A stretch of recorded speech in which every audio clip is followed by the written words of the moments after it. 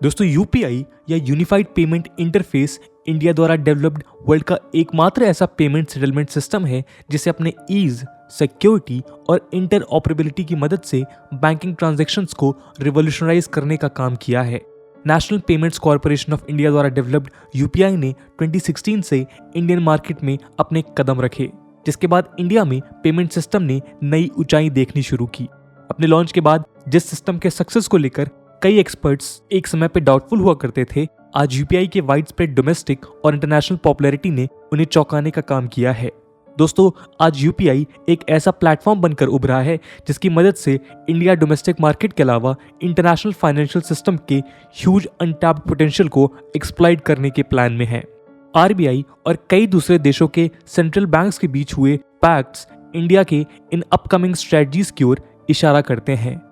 इसके अलावा हमारे देश के अंदर भी फाइनेंशियल इंक्लूजन और डिजिटल लिटरेसी के साथ यूपीआई ने credit cards, debit cards, net banking और ई वॉलेट्स जैसे एस्टैब्लिश्ड प्लेटफॉर्म्स को चैलेंज कर अपनी अलग उपस्थिति दर्ज की है। दोस्तों, आज के इस वीडियो का मकसद यूपीआई के इन्हीं रोल्स को एक्सप्लोर करना है। आज इस डिस्कशन के माध्यम से हम यूपीआई द्वारा क्रिएटेड इस इम्पैक्ट पे चर्चा करेंगे जिसने इंडिया समेत पूरे वर्ल्ड के फाइनेंशियल एक्सपर्ट्स को अट्रैक्ट किया है। इसके अलावा यूपीआई के अपकमिंग डोमेस्टिक और इंटरनेशनल पॉसिबिलिटीज पे भी एक नज़र डालेंगे जो आने वाले समय में इंडिया को ग्लोबल फाइनेंशियल सेटलमेंट का लीडर बना सकता है। तो आइए शुरू करते हैं आज का डिस्कशन। नमस्कार दोस्तों, मेरा नाम है आदर्श और स्वागत है आपका स्टडी आईक्यू में। दोस्तों, यूँ तो ऑनलाइन पेमेंट और मनी ट्रांसफर के लिए कई ऑप्शंस मौजूद हैं, जैसे credit card, debit card, net banking, e wallets etcetera. लेकिन इन सब में यूपीआई के सबसे सुपीरियर बेनिफिट्स हैं। इस डिजिटल प्रोसेस की सिंप्लिसिटी ही इसे सबसे बेटर ऑप्शन बनाती है। यूपीआई में इन्वॉल्व फ्यूअर स्टेप्स ये इंश्योर करते हैं कि पूरा पेमेंट लेस फ्रिक्शन और मिनिमम टाइम के अंदर कंप्लीट हो जाए। यदि इंटरनेट बैंकिंग की बात की जाए तो सबसे पहले आपको अपनी यूजर आईडी और पासवर्ड से अकाउंट लॉग इन करना पड़ेगा और ट्रांजैक्शन कंप्लीट करने के लिए रजिस्टर्ड मोबाइल नंबर में आए ओटीपी को एंटर कर एक्सेस प्रोवाइड करना पड़ेगा। सिमिलरली, डेबिट या क्रेडिट कार्ड यूज करने के लिए आपको कार्ड होल्डर का name, card number, expiry date etcetera add करने पड़ सकते हैं, जिसके बाद आप ट्रांजैक्शन कर पाएंगे। वहीं इन सब के विरुद्ध यूपीआई बेस्ड सिस्टम करने के लिए आपको अपनी केवल यूपीआई आईडी एंटर करनी है, जहां से पेमेंट रिक्वेस्ट डायरेक्ट आपके यूपीआई ऐप में भेज दी जाती है। अब केवल आपको अपना ऐप ओपन कर पिन एंटर करते हुए पेमेंट अप्रूव करना रहता है। दोस्तों, पीयर टू पीयर ट्रांजैक्शंस के लिए भी नेट बैंकिंग ट्रांजैक्शंस में आपको बेनिफिशियरी के सारे अकाउंट डिटेल्स ऐड करने पड़ते हैं और इसके कुछ समय बाद ही बेनिफिशियरी एक्टिवेट होते हैं। लेकिन यूपीआई के केस में ऐसी जटिल प्रक्रिया से नहीं गुजरना पड़ता, ना ही किसी तरह की वेटिंग पीरियड फेस करनी पड़ती है। इसके अलावा वो लोग जो यूपीआई प्लेटफॉर्म पे एक्टिव नहीं हैं, उन्हें भी एक यूपीआई यूजर केवल अकाउंट नंबर और आईएफएससी कोड की मदद से फंड्स ट्रांसफर कर सकता है। दोस्तों, यदि यूपीआई को ई वॉलेट्स के साथ कंपेयर करें तो इस केस में भी यूपीआई एक बेटर प्लेटफॉर्म बनकर उभरता है। दोस्तों, ई वॉलेट्स भी ऑल्दो बिना बेनिफिशियरी ऐड किए पेमेंट ऑप्शन ऑफर करते हैं, लेकिन इसके लिए यूजर को पहले अपनी ई वॉलेट लोड करनी पड़ती है। इसके अलावा ई वॉलेट यूज करने के लिए यूजर को एक सेपरेट केवाईसी प्रोसेस से गुजरना पड़ता है। वहीं यूपीआई के केस में किसी भी एडिशनल केवाईसी की जरूरत नहीं पड़ती। इन सारे कंपैरिजन को देख ये कहा जा सकता है कि जब तक यूपीआई ट्रांजैक्शंस में गवर्नमेंट कोई एडिशनल चार्ज नहीं ऐड करती, तब तक ये ईज, सिंप्लिसिटी और सिक्योरिटी पैरामीटर्स को देखते हुए इंडिया का बेस्ट पेमेंट ऑप्शन बना रहेगा। दोस्तों, 2016 में लॉन्च्ड यूनिफाइड पेमेंट इंटरफेस का अल्टीमेट पर्पस गवर्नमेंट द्वारा बैक मनी को कर्व करते हुए ज़्यादा से ज़्यादा ट्रांजैक्शंस को टैक्स डिपार्टमेंट के परव्यू में लाना था। इसी कारण से इनफॉर्मल इकोनॉमी के मेजॉरिटी ऑफ प्लेयर्स, जिसमें सबसे बड़ी संख्या छोटे बिजनेसमैन की थी, वो अपना बिजनेस कैश डोमिनेटेड बनाए रखना चाहते थे। इसी कारण गवर्नमेंट ने आरबीआई के through national corporation of India यानी कि एनपीसीआई को अगस्त 2016 में लॉन्च किया। यूँ तो इनिशियली एनपीसीआई द्वारा लॉन्च यूपीआई के एडॉप्शन में कुछ मुश्किलें आईं, लेकिन समय के साथ यूपीआई ने अपनी क्रेडिबिलिटी प्रूव की और जून 2021 आते आते एनपीसीआई ने 2.8 बिलियन ट्रांजैक्शंस कंडक्ट किए, जिसकी वैल्यू ₹5,47,373 करोड़ थी।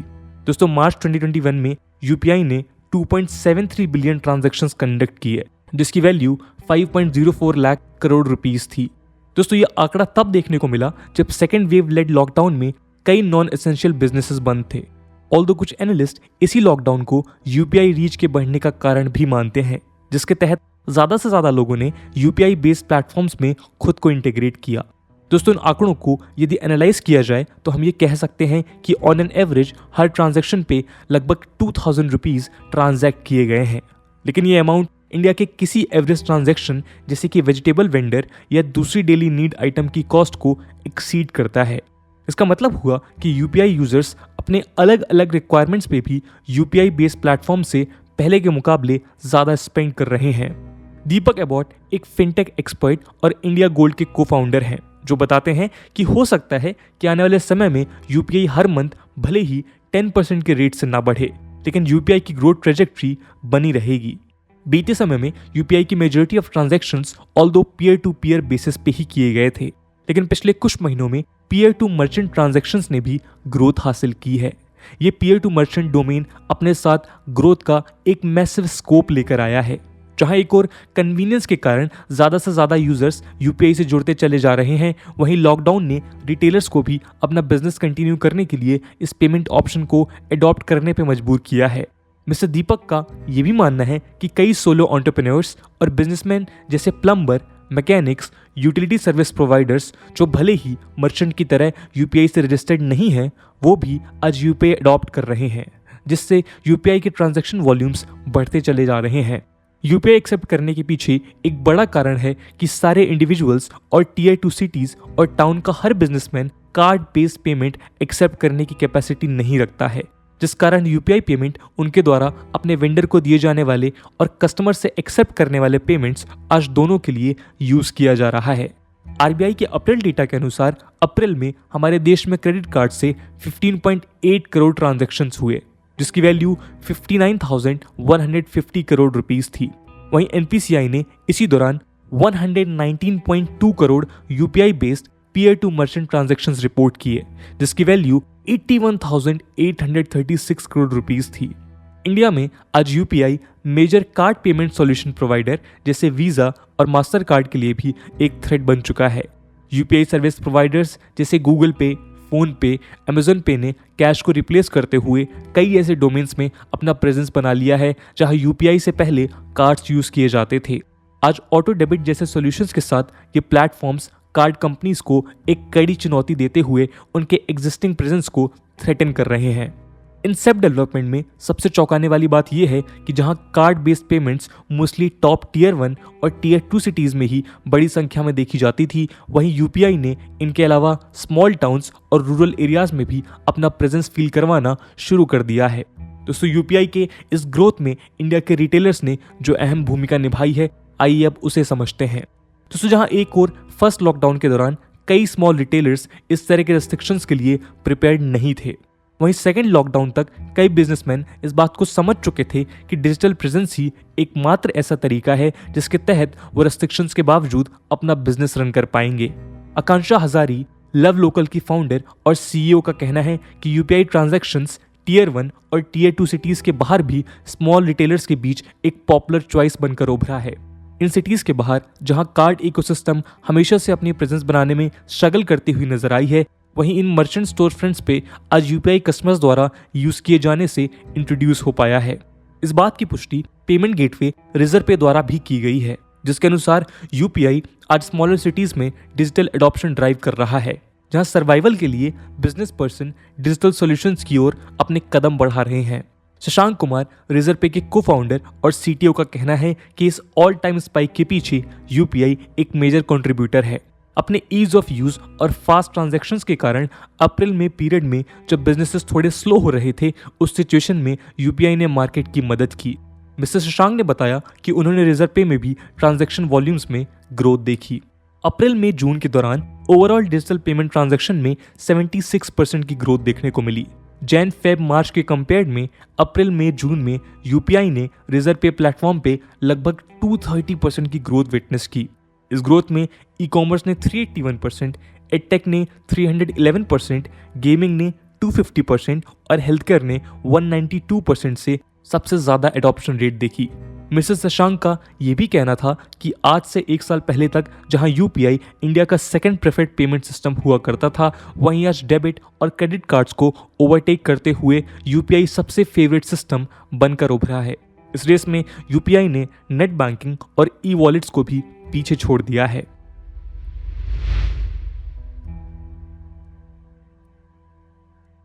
दोस्तों रिसेंटली आरबीआई ने यह अनाउंस किया कि वो अपने Singaporean counter part monetary authority of Singapore के साथ एक पैक्ट साइन करने जा रही है, जिससे उनके respective fast payment systems link किए जा सकेंगे। इस एग्रीमेंट के तहत इंडिया की यूनिफाइड पेमेंट इंटरफेस या यूपीआई को सिंगापुर के पे नाउ से लिंक किया जाएगा।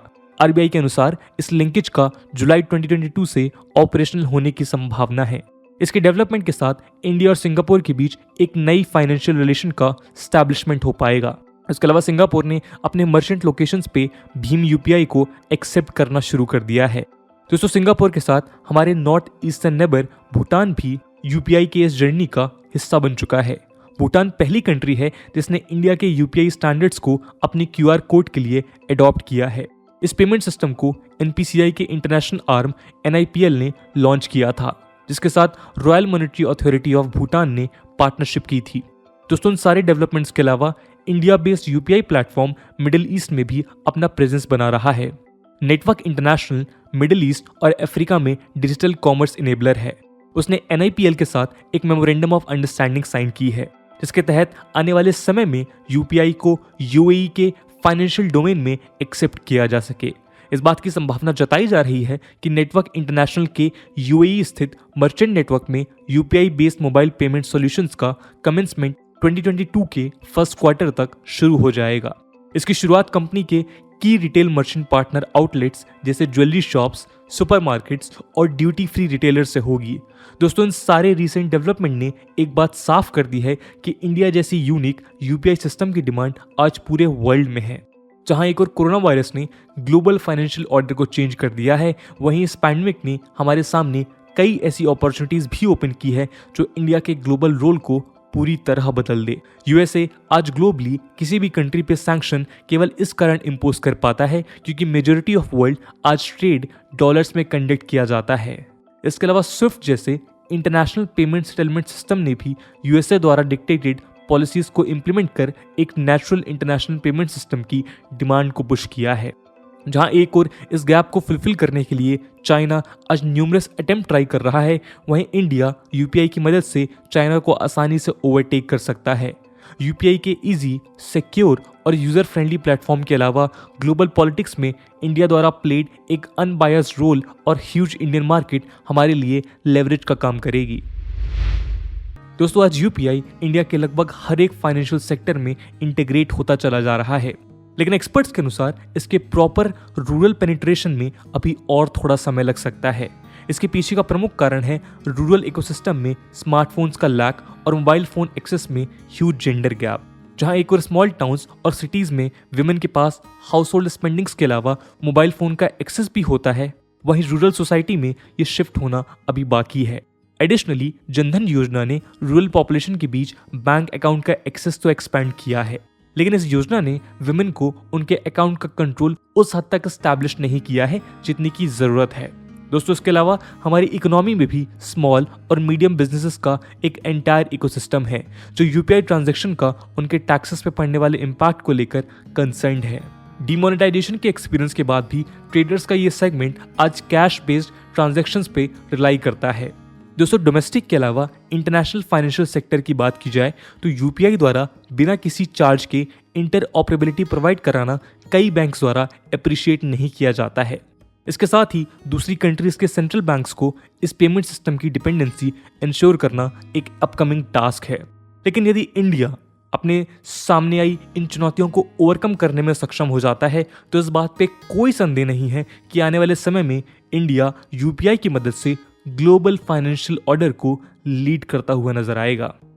तो दोस्तों ये थी कहानी यूपीआई की और कैसे आगे चलकर यूपीआई का डोमिनेंस पूरे वर्ल्ड में हो सकता है। इस पूरे मुद्दे को लेकर आपका क्या ओपिनियन है कमेंट सेक्शन में जरूर बताइएगा। आज की वीडियो के लिए इतना ही। आई होप आपको वीडियो पसंद आई होगी और अगर पसंद आई है तो अपने दोस्तों के साथ शेयर करना मत भूलिएगा। हम मिलते हैं अगले वीडियो में, तब तक के लिए जय हिंद, जय भारत।